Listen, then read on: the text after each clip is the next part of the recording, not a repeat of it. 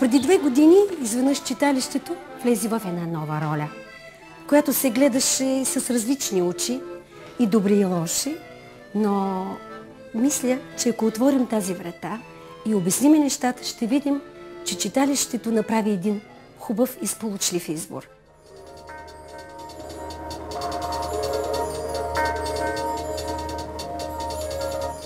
Създадохме този информационно-обучителен център по пчеларство.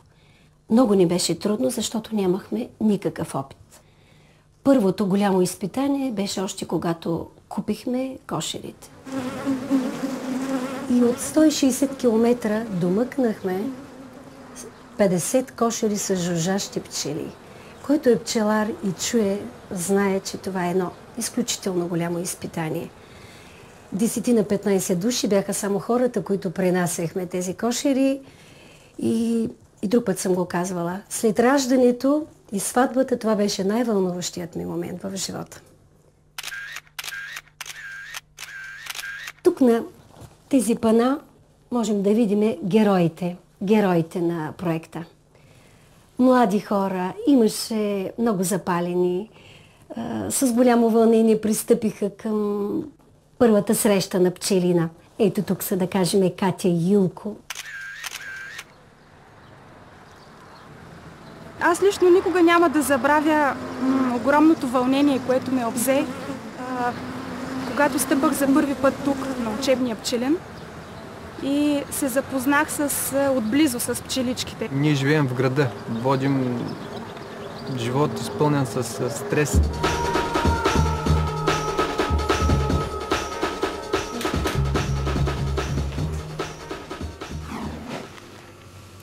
Аз и съпругът ми сме зъботехници по професия. Налага се да престояваме изключително дълго в една вредна среда, защото всички материали, с които работим, са токсични. Работата ни също така е свързана и с много напрежение. Постоянно гоним сроковете за изпълнение на поръчките. Всичко това буквално ни съсипва. И решихме, че крайно време да се заемем с някакво ново начинание, което да бъде като допълнение към професията ни. И това начинание да бъде свързано по някакъв начин с природата именно, защото само там ние можем да се отпуснем, да релаксираме, да се оттърсим от всички проблеми.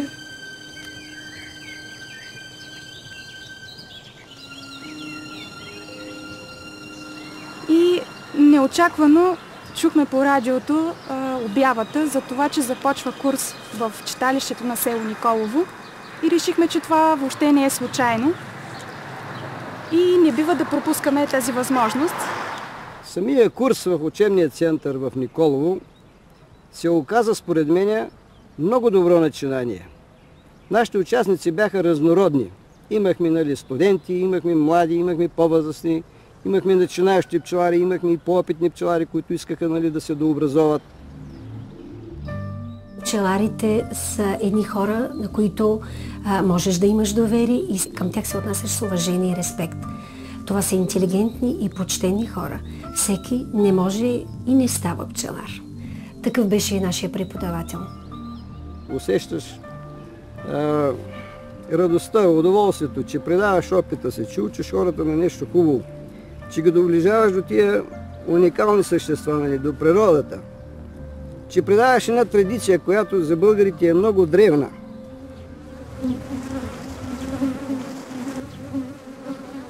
Пчеларството е едно прекрасно занимание и като хоби, и като страничен бизнес.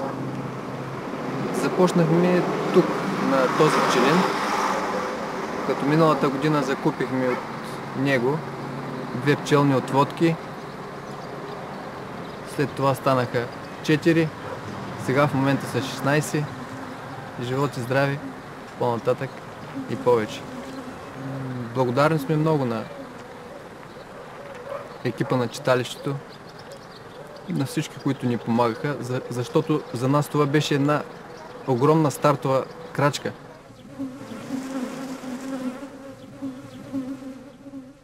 Казва, че читалището не се занимава с което му е традиционно, което му отива, а е минало на печалбарство, но не е така. Днес хората оцениха, че не е така.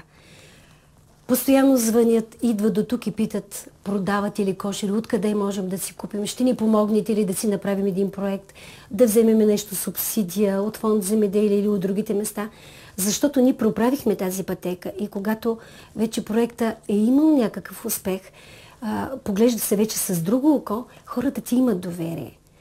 Мисля, и не само аз, че този проект е успешен.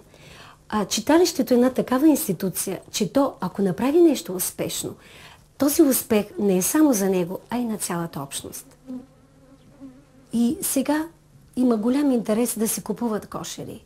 И изведнъж хората тук в общността, на село и в града казаха, ама тия в читалището много рано са се усетили много на време. Това мисля, че е една добра оценка за читалището. То винаги е било една будна институция, пък и нашето читалище си носи това име. То е пробуда. Място за хора будни.